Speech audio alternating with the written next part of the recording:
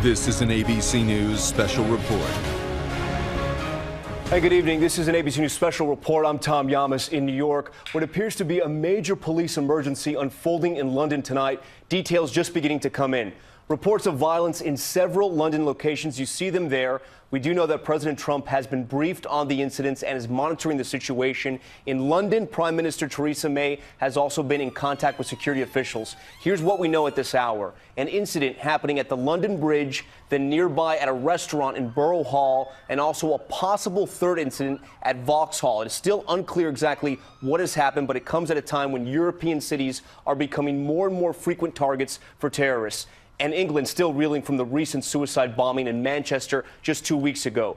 And this just in from our team in London. London Metropolitan Police are asking local radio stations right now to broadcast this message to anyone caught up in any of these incidents to, quote, run, hide, and tell. Let's go to London right now. ABC's Jennifer Eccleston starting us off tonight. Jennifer. Tom, chaotic and disturbing scenes in 3 central London locations near London Bridge and a second incident at Borough Market, a popular restaurant venue nearby. Police, guns drawn, telling people to get on the ground. There are also reports of a stabbing there with shots fired. And also a possible incident in South London near the Vauxhall area. That's a few miles from London Bridge. Police have confirmed that on London Bridge, a vehicle striking pedestrians.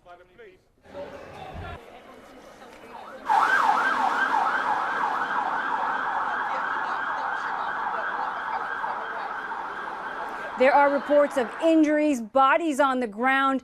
The BBC reporting their sources say more than one person has died. People are being told to leave and avoid the area. Police are also asking radio stations to broadcast to people caught up in this chaos to run, to hide, and to tell police if they see anything untoward. It is a frantic and chaotic scene, eerily reminiscent of the Westminster Bridge attack a few months ago, which killed 5 people. The terror threat here is severe, meaning an attack is likely. Tom? Chaotic and frightening situation tonight. We do want to mention our news partners at the BBC are confirming that at least 2 people have already died. ABC News has yet to confirm this, but our news partners at the BBC are reporting that. We also have some eyewitnesses who were on the scene who saw some of what happened tonight. Let's listen to that sound. But look, why are these not all running? They're still shitting because there's shots getting fired and bang, bang, bang. But we've just been dashed back by the police. There are people on the ground. Everything looks so awful. So I didn't see anything with my eyes, but my friend said, oh, there is a van, and this van went into people. And then we saw, I think, 3-4 people lying on the ground, and then the police arrived and the ambulance arrived. Back here at home, we do know that the NYPD has been monitoring all the situations that is happening there in London, and the president retweeting tonight a news report from the Drudge Report that says fears of a new terror attack after van mows down 20 people on London Bridge. I want to bring in our senior justice correspondent, Pierre Thomas. Pierre, we have seen at least a dozen incidents in the last 2 years happen in European cities all across that continent.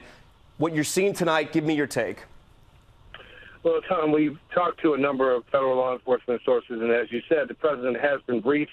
The National Security Council is monitoring the situation, as are the relevant components of the FBI and Homeland Security.